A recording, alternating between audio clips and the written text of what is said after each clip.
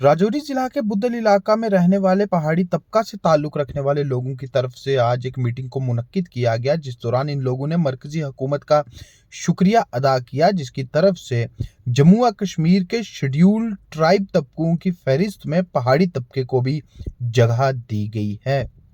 इस मीटिंग की क़यादत बीजेपी से वाबस्ता व पहाड़ी लीडर मंजूर नाइक ने की, जिस दौरान वहां मौजूद तमाम लोगों ने मरकजी हुकूमत का शुक्रिया अदा किया, जिसकी तरफ से ये फैसला लिया गया है। और उन तमाम ने ये कहा कि पहाड़ी तबका की कई दहाइयों की जद्दोजहद अब आखिरकार रंग ला रही है।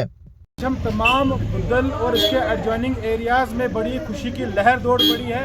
आज सुबह से हमें खबर को देख भी रहे हैं और हमने अखबारात में पढ़ी है कि national commission for scheduled tribe उसने हमारे जो रजिस्ट्रार जनरल ऑफ इंडिया की तरफ से जो पहाड़ी कबीला के लोगों को शेड्यूल्ड ट्राइब का दर्जा देने के लिए जो रिकमेंडेशंस दी थी on the basis of justice Sharma commission, वो उसको national commission for scheduled tribe ने एक्सेप्ट कर लिया है।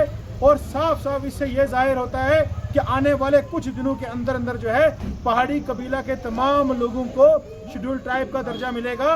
और हम इस शेड्यूल्ड ट्राइब के दर्जे के लिए पिछले 40 साल से दिन रात हमारे लोगों ने मेहनत की है, जदोजहद की है। और किसी भी पॉलिटिकल पार्टी ने कभी भी पहाड़ी कबीला के लोगों के दर्द को नहीं समझा है। ये सिर्फ और सिर्फ भारतीय जनता पार्टी है जिसने आज पहाड़ी कबीला के लोगों के दर्द को समझते हुए आज उनको जो है शेड्यूल्ड ट्राइब का दर्जा देने जा रही है। इसके लिए हम तमाम लोगों की तरफ से दिल की अमी गहराई से अमित शाह जी का हम शुक्रिया अदा करते हैं, खास तौर पे जिन्होंने लगभग 1 महीना पहले राजौरी में पब्लिक रैली को एड्रेस करते हुए ये कमिटमेंट की थी, ये अनाउंसमेंट की थी कि शेड्यूल्ड ट्राइब का दर्जा जो है पहाड़ी कबीला के लोगों को जल्द अज जल्द दिया जाएगा। और 7 अक्टूबर के ही बाद, यानी कि 4 तारीख को उनकी रैली थी, 7 अक्टूबर के बाद ही ये जो प्रोसेस है काफ़ी ज़ोरों शोरों से आगे बढ़ने लगा। और हमने देखा किस तरह से हमारे पहाड़ी कबीला के लोगों को पहले पहाड़ी स्पीकिंग पीपल कहा जाता था, उसको पहाड़ी एथनिक ग्रुप में, ट्राइब में कन्वर्ट कर दिया गया।